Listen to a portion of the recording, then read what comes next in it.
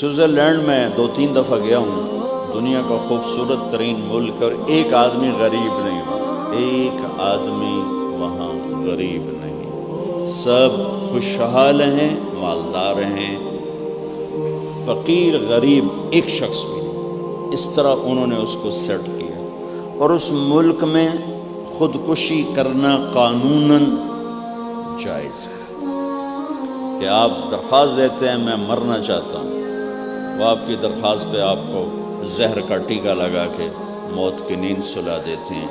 ملک خوبصورت، لوگ خوبصورت، وادیاں خوبصورت، گھر خوبصورت، سواریاں خوبصورت، شہر چمکتے اجلے، تو پھر وہ وہاں مرنے کی اجازت کیوں ہے؟ میں تو اگر مرنا چاہتے ہو آ جاؤ، ہم تمہیں زہر کا ٹیکہ لگا دیں۔ کہ ان کے پاس یہ علم نہیں ہے کہ زندگی خوبصورت کیسے بنتی ہے۔ یہ بنانے والے کے پاس یہ علم ہے جس نے ہمیں بنایا، اور اس نے اس کو ٹرانسفر کیا اپنے حبیب کی طرف، اور کسی کو نہیں دی، وہاں سے یہ ملے گا۔ کیونکہ زندگی چیزوں کا نام نہیں، احساسات کا نام ہے۔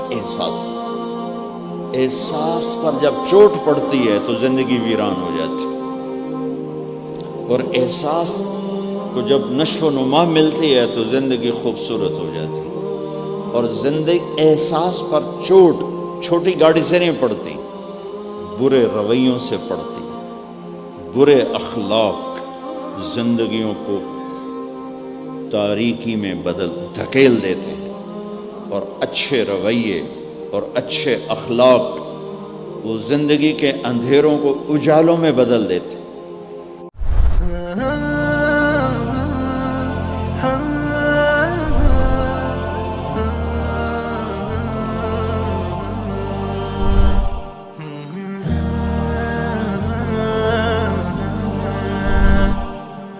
Uh-huh.